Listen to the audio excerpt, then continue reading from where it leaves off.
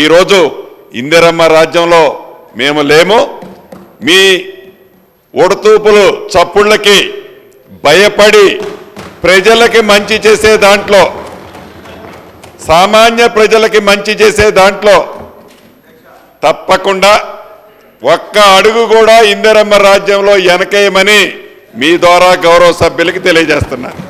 మకన్ సింగ్ గారు ప్లీజ్, మకన్ సింగ్ గారు జస్ట్ సూటిగా చెప్పండి ప్లీజ్, జస్ట్ 5 minutes మాత్రమే. సార్ కాన్సెన్స్ ఇష్యూ సార్, సబ్మిషన్ కాన్సెన్స్. ధన్యవాదాలు అధ్యక్ష. కాన్సెన్స్కి సంబంధించిన చిన్న అప్పీల్ సార్, సమస్యలు సార్ మీ ద్వారా గౌరవ ముఖ్యమంత్రి గారికి, డిప్యూటీ సీఎం గారికి సార్, అలాగే రెవెన్యూ మినిస్టర్ గారికి సార్. రామగుండం ఒక కార్మిక క్షేత్రం సార్. మా దగ్గర సింగరేణి పర్మనెంట్ కార్మికుల కంటే ఎక్కువ కాంట్రాక్ట్ కార్మికులు ఉన్నారు అధ్యక్ష. కాంట్రాక్ట్ కార్మికులు సింగరేణి కార్మికునితో సమానంగా పనిచేస్తూ ఉన్నారు. సింగరేణి కార్మికునికి మినిమం ₹1,00,000 జీతం వస్తే అదే పనిని 10,000 రూపాయలకు పనిచేసేటువంటి కార్మికులు ఉన్నారు అధ్యక్ష. సుప్రీంకోర్టు జడ్జిమెంట్ ఇచ్చింది అధ్యక్ష, 22 జీవో యాక్ట్. దాన్ని ఇమ్మీడియట్లీ గెజిట్లో చేర్చి ఆ 22వ జీవో ప్రకారంగా అన్స్కిల్డ్, సెమీ స్కిల్ని ఏర్పాటు చేసి వారికి అది ఏర్పాటు చేయాలని ప్రభుత్వాన్ని, డిప్యూటీ సీఎం గారు ఇక్కడే ఉన్నారు కాబట్టి అట్లీస్ట్ సింగరేణి ఎన్టీపీసీలో వెంబటే దాని మీద చర్యలు తీసుకోవాలని కోరుతున్నా అధ్యక్ష. అదేవిధంగా అధ్యక్ష, రెండవది రెవెన్యూ సంబంధించి మాట్లాడారు సార్.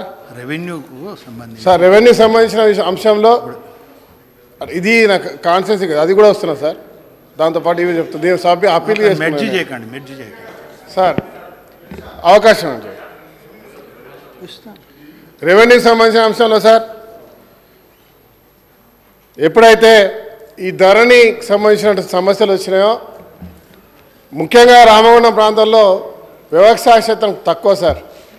అక్కడ ఒరిజినల్గా ధరణి ప్రవేశపెట్టినప్పుడు నా ఉన్న 2 మండలాల్లో ప్రతి ఒక్కరికి సమస్య వచ్చింది సార్. దాంట్లో ఎప్పుడైతే ఆ రోజుల్లో పూర్వం నక్సలైట్లు ఉద్యమం చేసినప్పుడు ఆ ప్రాంతాల నుంచి చాలామంది భూస్వాములు వెళ్ళిపోయారు సార్.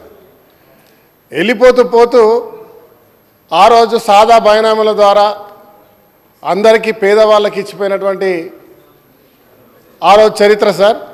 రిజిస్ట్రేషన్లు చేసుకున్న వాళ్ళు కొన్ని 30-40 సంవత్సరాలు చేసుకున్న తర్వాత ఈ ధరణి ప్రాబ్లం వచ్చిన తర్వాత సార్, దానిలో వాళ్ళ ఆన్లైన్లలో మళ్ళీ పాత వాళ్ళే వచ్చినాయి సార్. ఎంత అన్యాయం జరిగిందంటే పేదవాళ్ళందరికీ